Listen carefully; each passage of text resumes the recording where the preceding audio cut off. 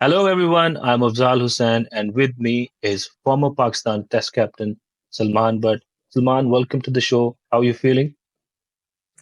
Thank you very much for having me, Afzal Bhai. I'm good, Alhamdulillah. Before we go deep into the topics, I want to introduce about this show. This show is basically for the cricket intellectuals who understand cricket or who talks about cricket analytically rather than emotionally. So we'll talk about the topics which we have today. In line with us, we have Ihsanullah left out of PSL draft and a few other names. We'll talk about PSL draft 2025.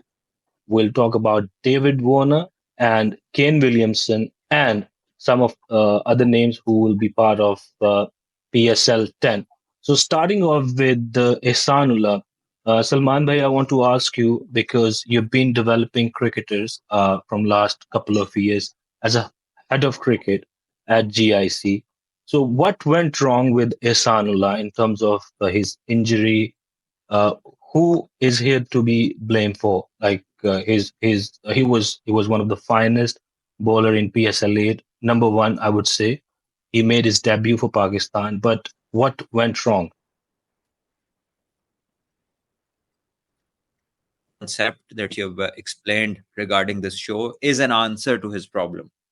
So what he did was overflow of emotions, and what should have been done should have been thought about properly, taken into a professional manner. Any player who makes a comeback from an injury which has kept him out for more than a year or so, and you've missed out a couple of seasons, you're not supposed to be back straight away in the team. There's a pathway to it. You have to prove that you're back to your full fitness, your full form, or at least 75 to 80% of the form, even if you're not 100% in form, but you have to be 100% fit. It's the number of wickets might not matter, but your uniqueness was bowling at 150 clicks. That should have been there.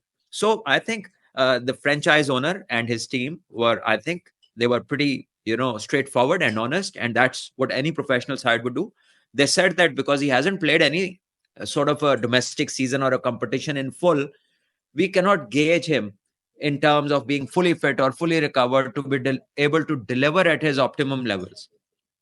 So this was professional reasoning, and which I think is fine. It's just how Ehsanullah took it. That manner was immature, and I think the boy act, acted like schoolboy, and he does need a bit of schooling on that. That this is a professional field. You have to prove yourself. Uh, he was not the finest find. He was the most speedy find. You see, there's a difference between being quick and being really, somebody who can win you a game. Yeah. So basically, his uniqueness was clicking 150 kilometers an hour, which he did not since he has come back because he hasn't fully recovered and he hasn't played any games on the trot. So I think he needs to act like a professional and keep his emotions away, and then he'll find the way. Injury has come about and there has been time off from professional sport. People will assess you. This is not based on relations in a way Yeah, that even if you haven't played enough cricket or haven't performed and you're not bowling to your full potential, still you'll be back. Then you maybe then you need to own a team yourself. Otherwise, you'll have to come through the pathway, right. perform to your best of your ability, and also be at your very best in terms of fitness. And then we spoke about Muhammad Amir, Muhammad Asif, Shoaib Akhtar.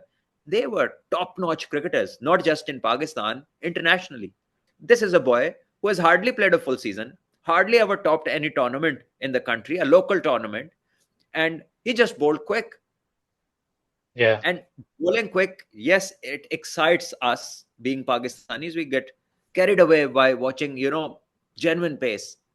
But yeah, four over cricket is all that the young boy had played. So there's a lot to do, a lot to explore, a lot to prove in terms of a young lad. And I think it's not only his, obviously, his responsibility. It has to be a club, a local outlet where he has spent his time, his years. Obviously, yeah, PCB just took him from them. So it's not always the PCB who has to be blamed. It is the grassroots. from where these childs come. These are things that need to be taught in the pathways. Some of the players who left unsold in PSL. What do you think should have been in the pick by some of the franchises? I'll start off with some of the names like Sarfaraz Ahmed, New Zealand's seasoned pacer Tim Southee, Usman Khwaja, Jason Roy, Alex Hales, then Dhani as well, and few other players which left out. What do you think, if I'm missing any name, what do you think who deserved to play in PSL 10 in any team and who is not being picked? Well, I think the who should play and who shouldn't play, the opinion that matters the most is the opinion of the people who are picking teams for the respective franchises. As far as I'm concerned, I think there are multiple reasons, and for every individual there's a different reason. I mean, there are some people who just need to move on to the next phase of their journey. Their playing days are over. And then there are other people who are struggling with form and who are not playing their best cricket currently, and that's why they are not picked. So for some, they need to go back and work on things, and for some, it's now the chapter has to be a new one. The previous thing is gone. It's only a matter of crossing that bridge where you tell yourself that now is time to move on. Uh, how do you see David Warner coming to PSL? Obviously, it's a big thing, and the way he plays, he brings a lot of fire into cricket, right? And he's coming to PSL. How do you kind of comment on this being his inclusion in PSL and what kind of difference he can make in terms of bringing those eyeballs to PSL? Well, obviously, he has been a very explosive, very energetic player on the field for years. He's served Australia. He's played lots of T20 cricket around the world, and especially in IPL, and he's done well. He's fit, but now this time around, he hasn't been picked in the IPL. And the second Hmm. option that he gets as a result is, he gets picked for the PSL. So, for as far as the PSL is concerned, I think he's one of the most experienced overseas pros around. So, there's how you look at things. If I look at David Warner and if I had a young team, I'd say a lot to learn. A Hmm. lot to learn from a player who has been there, done it all, and he's won World Cups with the Australian side. So he has lots of inspiration stories to tell to the youngsters, where other people can learn to see how champions prepare, to see how champions react to wins and to the losses, and how the most important thing of any career is how resilient an individual is, and the resilience has to be the part of being a champion. So there is lots to learn, and I think for him to come over, for Williamson to come over, and for others to come over, I think there's a massive opportunity for the local young boys to go and speak to them, see how they operate, see how they prepare, look at their fitness regimes, look at their diet regimes, and see how, in different ways, success can be achieved. Right. So you mentioned he can tell a lot of stories, he can inspire a lot of people, a lot of youngsters can go to him, learn different things. But one of the franchise owners, Multan Sultan's owners, Ali Tareen said, before even the draft was started, he said, we would not pick David Warner because he's not a team man. What we've heard from some of the players or some of the cricketing people around. So how do you rate this statement, or what is your comment on someone who's not yet landed in Pakistan and these kind of statements are coming through?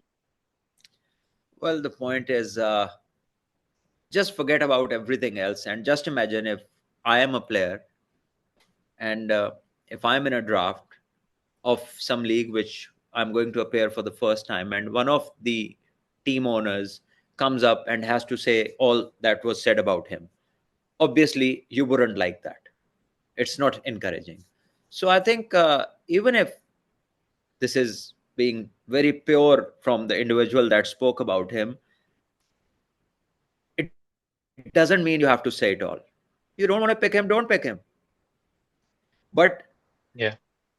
look at the players that he has picked. at the other positives that coming to Pakistan and all that we just spoke about previous couple of minutes ago, I think that also carries a lot of weightage. Doesn't matter if he plays for my team, your team, or none of ours. But if he's around in the circuit and if 10 or 15 boys can get benefit from him and the league as well, because he's a big name.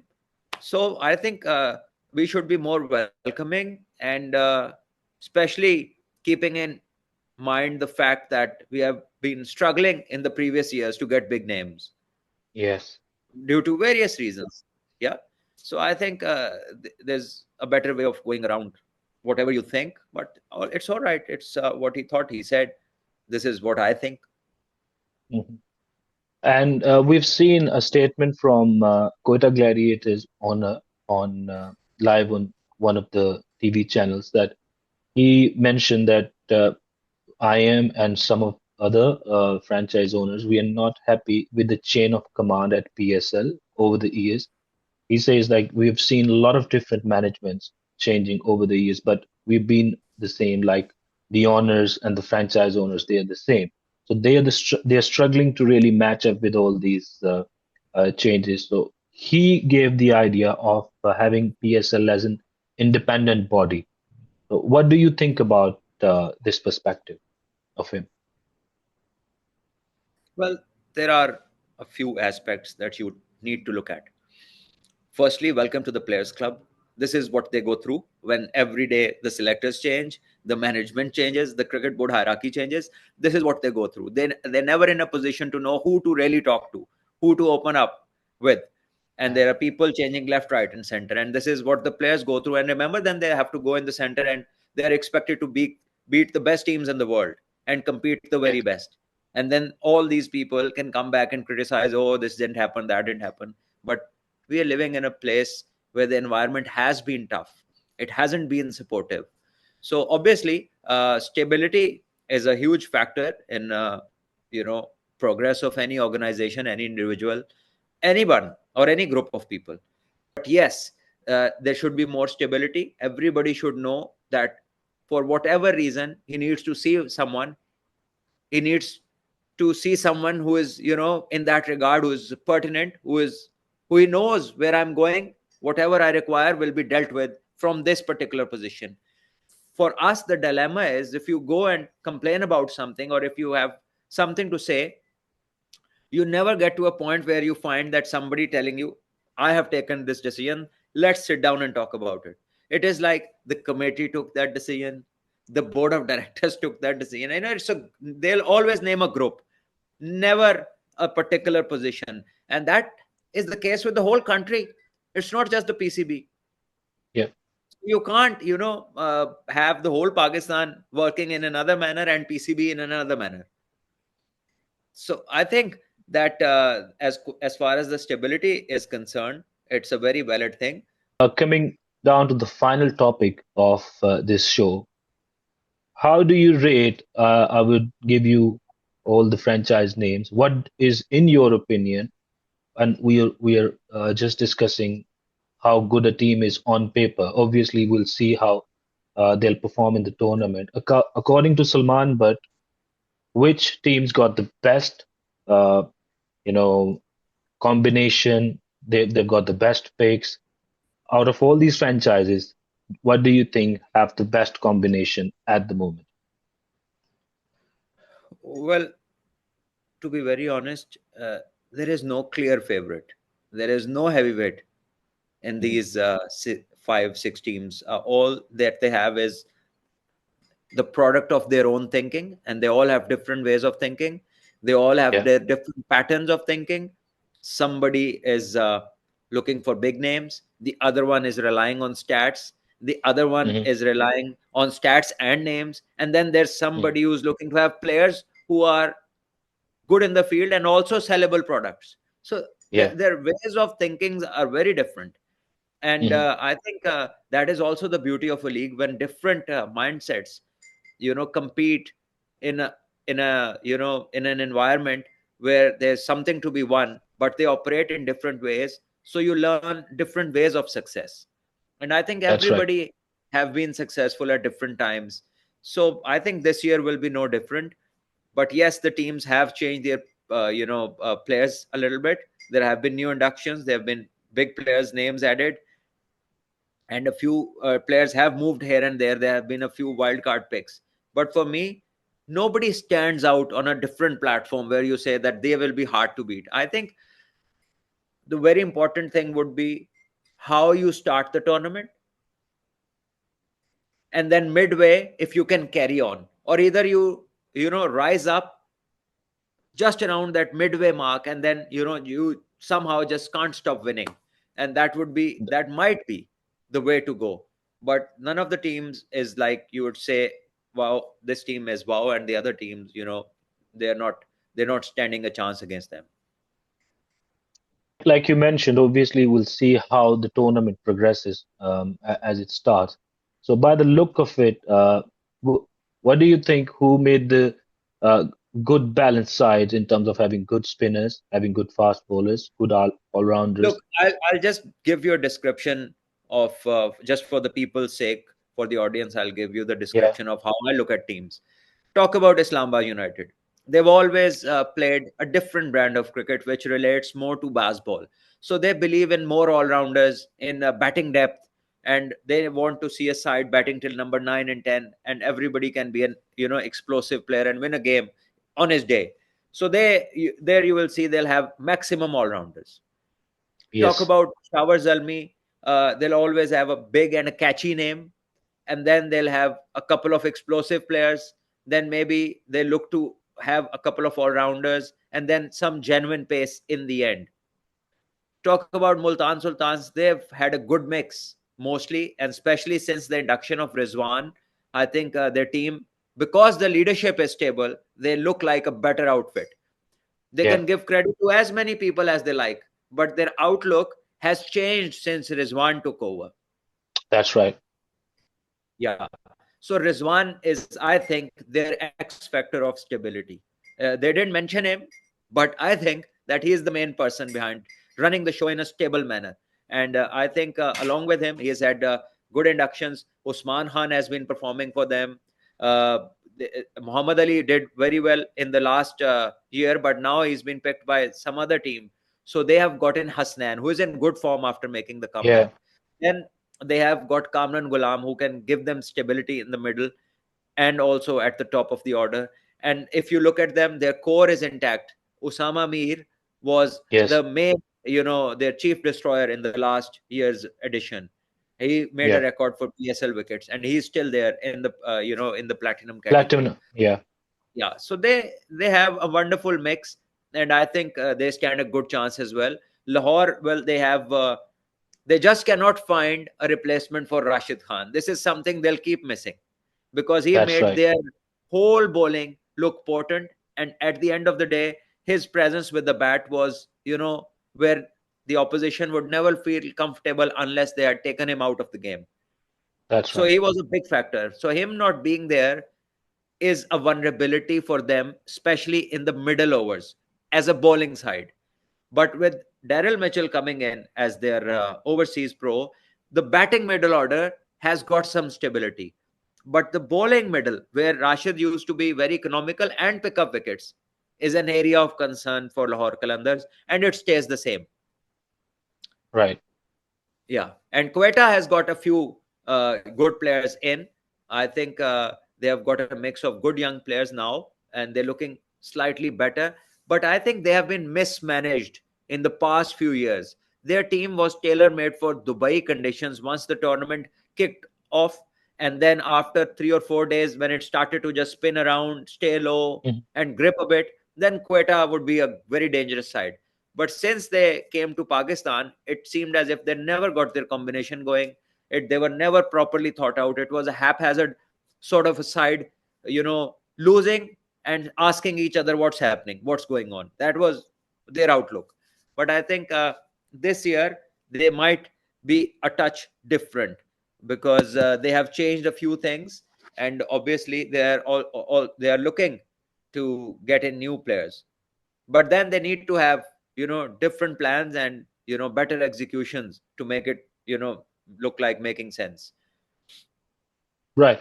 And In terms of the emerging players, you've seen Ubaid Shah, who trains at Ghani Institute of Cricket.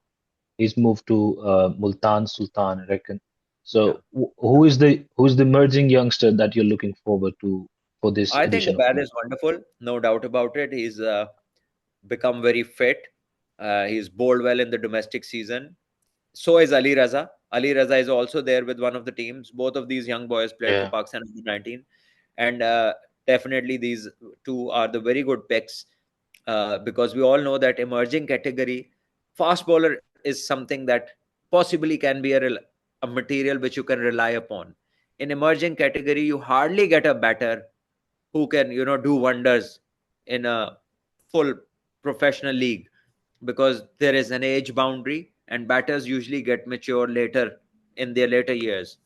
So bowling is the way to go, and the two teams who have these, they've got this advantage in terms of having a good emerging player. that's all for this week's show. And thank you so much, Salman Bhai, for being part of this show and being someone who initiated this concept of coming up with the idea to talk sense about cricket rather than talking emotionally about cricket.